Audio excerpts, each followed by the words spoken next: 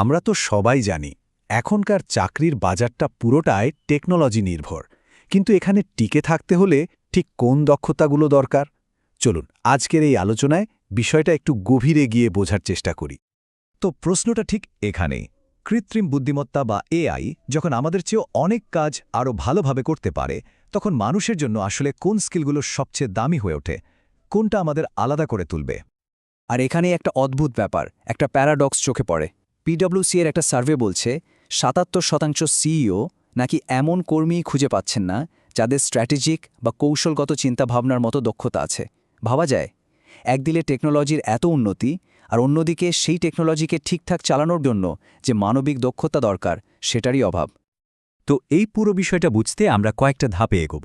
প্রথমে দেখব মানবিক দক্ষতার এই প্যারাডক্সটা কী, তারপর কথা বলবো মূল্যবান দক্ষতার নতুন সংজ্ঞা নিয়ে, স্তরবিন্যস্ত দক্ষতার শক্তি নিয়ে, আর সফট স্কিলের রিটার্ন অন ইনভেস্টমেন্ট নিয়ে আলোচনা হবে। শেষে কর্মক্ষেত্রে এই দক্ষতাগুলো কিভাবে কাজে লাগে আর কিভাবে নিজের জন্য একটা ভবিষ্যৎ প্রতিরোধী ভিত্তি তৈরি করা যায় সেটাও দেখব। চলুন তাহলে শুরু করা যাক। আচ্ছা, তাহলে প্রথমেই এই প্যারাডক্সটা নিয়ে কথা বলা যাক। এমন একটা দুনিয়ায় যেখানে প্রযুক্তি সবকিছু নিয়ন্ত্রণ করছে, সেখানে কেন হঠাৎ করে মানুষের একেবারে সহজাত ক্ষমতাগুলোর চাহিদা এত বেড়ে যাচ্ছে? কারণটা কিন্তু বেশ সোজাসাপটা। অটোমেশন আর এআই যখন আমাদের প্রতিদিনের একঘেয়ে কাজগুলো নিজের কাঁধে তুলে নিচ্ছে, তখন স্বাভাবিকভাবেই সেই কাজগুলোর গুরুত্ব বাড়ছে যেগুলো শুধু মানুষই করতে পারে। যেমন ধরুন, গভীরভাবে কিছু বিশ্লেষণ করা, একদম নতুন কিছু তৈরি করা বা মানুষের ওপর প্রভাব বিস্তার করা। এগুলো তো আর মেশিন করতে পারে না, তাই না? তাহলে মূল্যবান দক্ষতা বলতে আমরা এখন ঠিক কী বুঝব? এর সংজ্ঞাটা কিভাবে বদলে যাচ্ছে, চলুন সেটাই একটু দেখি। ওয়ার্ল্ড ইকোনমিক ফোরামের ফিউচার অব জবস রিপোর্ট কিন্তু ঠিক এই দিকে ইঙ্গিত দিচ্ছে যে সফট স্কিলের চাহিদা দিন দিন বাড়ছে।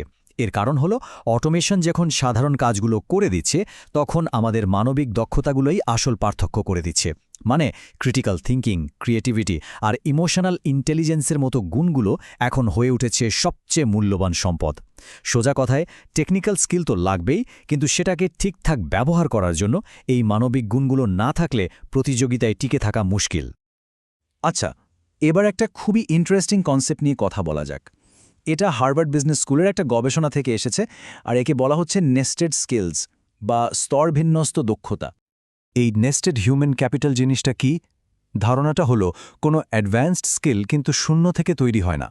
এর নিচে একটা ভিত্তি লাগে, যেটা হলো আরও সাধারণ কিছু দক্ষতা।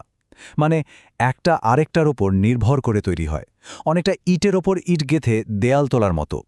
একটা সাধারণ দক্ষতার ওপর ভর করে আরেকটা উন্নত দক্ষতা গড়ে ওঠে। এই ব্যাপারটা বোঝার সবচেয়ে সহজ উপায় হলো একটা গাছকে কল্পনা করা। আমাদের ক্যারিয়ারটা যদি একটা গাছ হয়, তাহলে এর কাণ্ড বা ট্রাঙ্কটা হলো আমাদের ফাউন্ডেশনাল বা মৌলিক দক্ষতাগুলো। আর এই কাণ্ড যত মজবুত হবে, তার ওপর তত ভালো ডালপালা, মানে আমাদের স্পেশালাইজড স্কিলগুলো গজাবে আর বাড়বে। এই স্কিল পিরামিডটা দেখলে ব্যাপারটা আরও পরিষ্কার হবে। দেখুন, একদম নিচে মানে ফাউন্ডেশনে আছে মৌলিক দক্ষতাগুলো, যেমন ক্রিটিক্যাল থিঙ্কিং বা কমিউনিকেশন। তার ওপরের স্তরে আছে ইন্টারমিডিয়েট স্কিল, যেমন নেগোসিয়েশন বা ম্যাথমেটিক্স। আর একদম শীর্ষে আছে খুব স্পেসিফিক টেকনিক্যাল স্কিল, যেমন প্রোগ্রামিং। আসল কথা হলো, নিচের স্তরটা ছাড়া ওপরের স্তরগুলো কিন্তু ঠিকমতো দাঁড়াতেই পারবে না, একদম দুর্বল হয়ে পড়বে। তো এতক্ষণ তো অনেক থিওরি নিয়ে কথা হলো, কিন্তু মনে প্রশ্ন আসতেই পারে যে এই সফট স্কিল বা মানবিক দক্ষতার কি আসলেই কোনো বাস্তব আর্থিক মূল্য আছে? মানে এগুলোর জন্য কি মাইনে বাড়ে? চলুন কিছু ডেটা দেখি, তাহলে এই ব্যাপারটা পরিষ্কার হবে। এটা দেখুন, গুগল মানে টেক দুনিয়ার সবচেয়ে বড় নামগুলোর একটা ২০১৩ সালে তাদের ১৫ বছরের ডেটা অ্যানালাইসিস করে একটা অবাক করা জিনিস আবিষ্কার করে। তারা দেখেছে তাদের সবচেয়ে সফল কর্মীদের সেরা ৭টা গুণের মধ্যে টেকনিক্যাল বা স্টেম দক্ষতা ছিল একদম শেষে। তাহলে প্রথমে কি ছিল? সবই সফট স্কিল, যেমন একজন ভালো কোচ হওয়া, ভালোভাবে কথা বলা আর শোনার ক্ষমতা, মানুষের প্রতি সহানুভূতি থাকা, আর অবশ্যই একজন ভালো প্রবলেম সলভার হওয়া। ভাবা যায়? ২০১৫ সালের আরেকটা গবেষণা এই আর্থিক মূল্যের ব্যাপারটা আরও পরিষ্কার করে দিচ্ছে।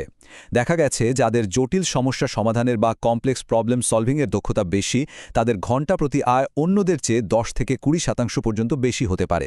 এটা কিন্তু সফট স্কিলের সরাসরি আর্থিক মূল্যের একটা বিরাট প্রমাণ। আর এই সংখ্যাটা দেখুন, ৮০%। হার্ভার্ড বিজনেস স্কুলের গবেষণা বলছে আমরা যে কোনো স্পেসিফিক বা টেকনিক্যাল স্কিলের জন্য বাড়তি বেতন পাই তার প্রায় ৮০% আসলে নির্ভর করে আমাদের ফাউন্ডেশনাল বা মৌলিক দক্ষতার উপর। তার মানে কি দাঁড়ালো? ভিতটাই আসল। ভিত মজবুত না হলে ওপরের দালান লম্বা সময় টিকবে না।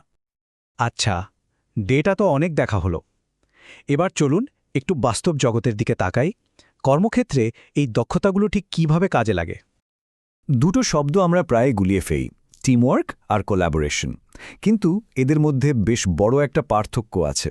দেখুন, টিমওয়ার্ক মানে হলো একটা নির্দিষ্ট লক্ষ্যে পৌঁছানোর জন্য কাজগুলো ভাগ করে নেওয়া। এখানে মূল ফোকাস থাকে দক্ষতার সাথে কাজটা শেষ করা। অন্যদিকে কোল্যাবোরেশন বা সহযোগিতা হলো একসঙ্গে মিলে নতুন কোনো আইডিয়া বা সমাধান তৈরি করা। এখানে সবার সম্মিলিত বুদ্ধিমত্তাকে কাজে লাগানো হয়, যার মূল লক্ষ্য হল ইনোভেশন বা উদ্ভাবন। তো এখন কোন মানবিক দক্ষতাগুলোর চাহিদা সবচেয়ে বেশি? বিভিন্ন গবেষণা অনুযায়ী এই তালিকায় আছে অ্যানালিটিক্যাল থিঙ্কিং ও ইনোভেশন, মানে বিশ্লেষণ করার ক্ষমতা আর নতুন কিছু ভাবা।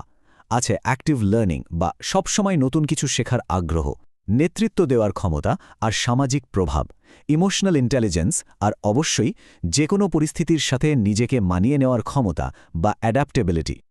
তাহলে সব শেষে আমরা কোথায় এসে দাঁড়ালাম? কিভাবে এমন একটা কেরিয়ার গড়া সম্ভব যা এআই এর এই যুগেও প্রাসঙ্গিক থাকবে, মূল্যবান থাকবে, যেখানে এআই এর সাথে প্রতিযোগিতা করতে হবে না, বরং একসঙ্গে কাজ করা যাবে? জেতার কৌশলটা কিন্তু মেশিনের চেয়ে দ্রুত ক্যালকুলেশন করা নয়। আসল কৌশল হল আমাদের সেই সব গুণের উপর আরও বেশি জোর দেওয়া যা আমাদের মানুষ হিসেবে অনন্য করে তোলে। মানে আমাদের সৃজনশীল, সমালোচনামূলক এবং সহযোগিতামূলক যে দক্ষতাগুলো আছে সেগুলোকে আরও শানিত করা। এটাই আমাদের সবচেয়ে বড় শক্তি। আর এই কথাটা পুরো আলোচনার সারমর্ম তুলে ধরে।